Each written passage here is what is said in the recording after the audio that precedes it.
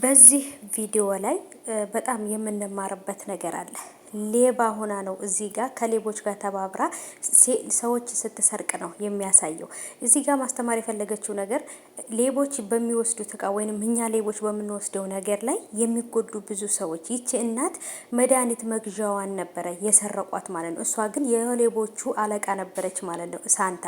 እና እንግዲህ ምን ለማስተማር እንደፈለገች የገባችሁ ይመስለኛል። ሰላም ውድ የተከበራችሁ የቻናሌ ተከታታዮች እንዴት ናችሁ? ከኔ ጋር ሁሉ ሰላም ነው። ሰላማችሁ ይብዛልኝ ባላችሁበት ውድ ቤተሰቦቼ። ዛሬም ሳንታን አጠር ባለ ቪዲዮ ይዤላችሁ መጥቻለሁ።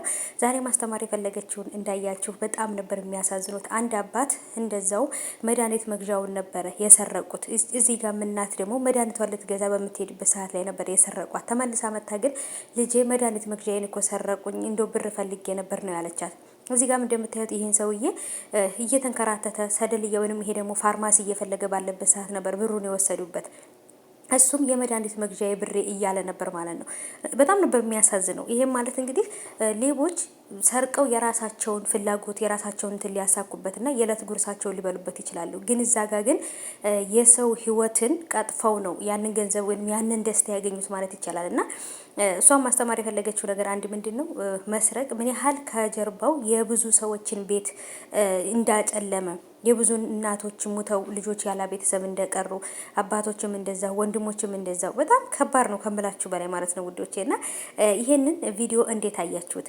እናንተ ቪዲዮ ከተመቻችሁና አስተማሪነቱ ከገባችሁ እስኪ ቪዲዮ ላይክ አድርጋችሁ በኮሜንትም ደግሞ አሳውቁኝ።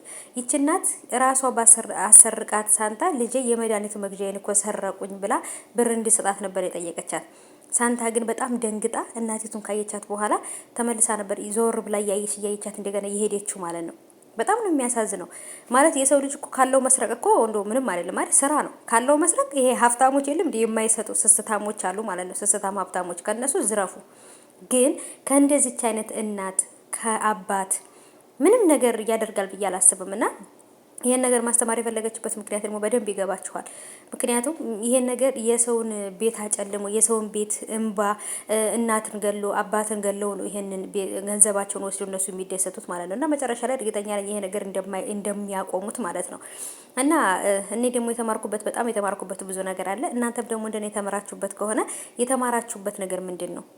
ያቺ እናት ልጅ የመድኃኒት መግዣዬን እኮ ወሰዱብኝ ብላ ስትላት በህሊኗ እየተመላለሰ በጭራሽ ረፍት ነሳት ማለት ነው። እና ለካ የብዙ ሰዎችን እንባ እንትን ብለን የብዙ ሰዎች መድኃኒትን የብዙ ሰዎች ነፍስ ነው ለካ እንደዚህ ወስደን እንደዚህ እያደረግን ያለ ነው ብላ ነው በጣም የተጸጸተችው። አሁን ላይ ከነሱ ተለይታ ብቻዋን ማሰብ ትፈልጋለች፣ ወይም ከነሱ ጋር አልሰራም ብላ ሄደች ማለት ነው። ምን ተማራችሁበት እናንተ?